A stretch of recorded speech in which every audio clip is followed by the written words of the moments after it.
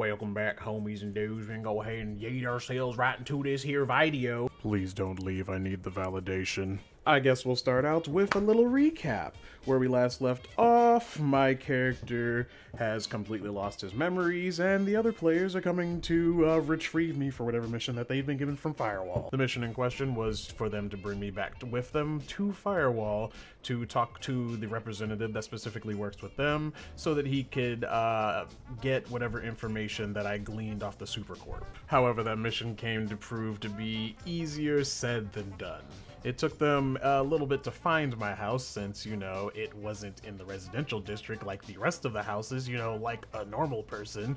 No, it was set up in the business district of our little asteroid colony that we were set up on. As they made their way to my humble abode, they were greeted by 2 of the 4 members of MLG. I believe one of them, their name was Skis or something along those lines, and Jorgen.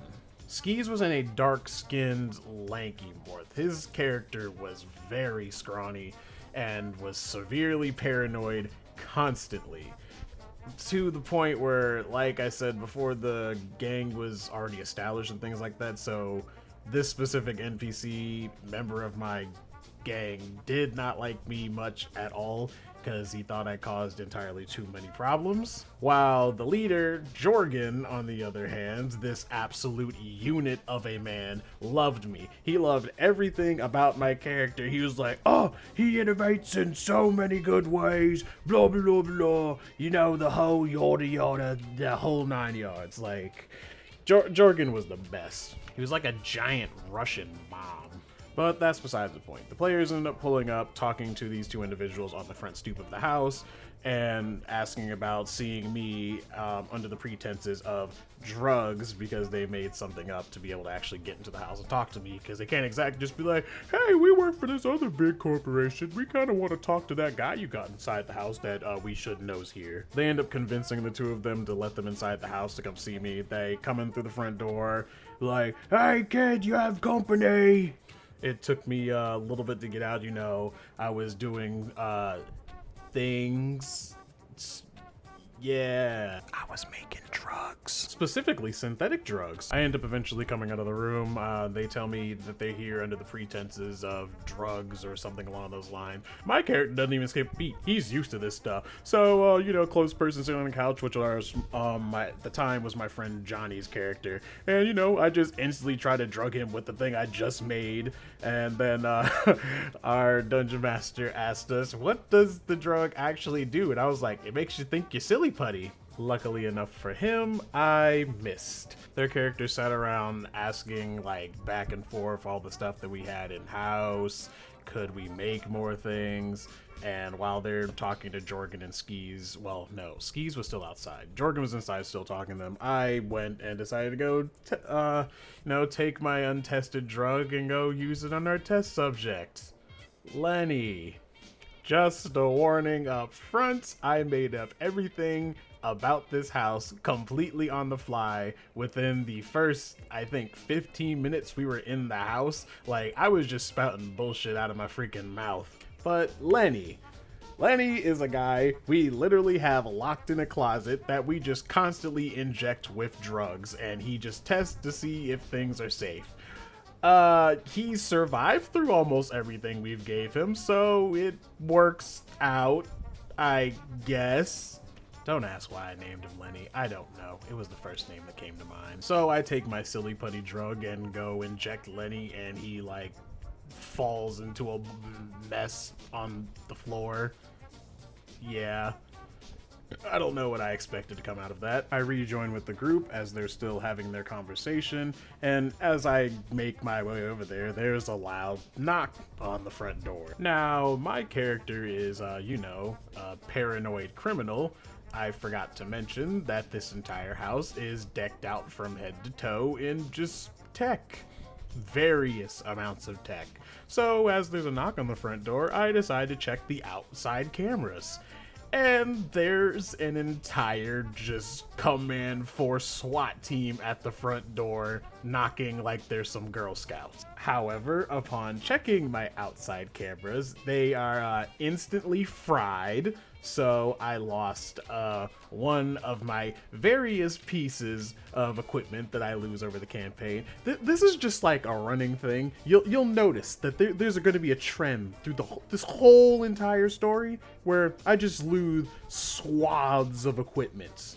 So, you know, I do what any rational person would do. I lock down the entire house, you know, whole 9 yards. Metal grates come down, completely blocking all the doors, the windows, reinforcing the walls. Yeah, I lock skis outside. Fuck that dude. But, you know, lockdown. Full on lockdown. And then I set the place to blow up.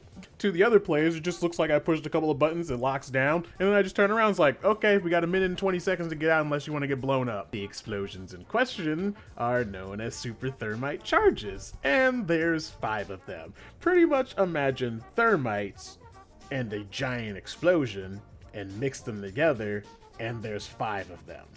And we have a minute and 20 seconds to get out of here without missing a single beat, not a single nanosecond.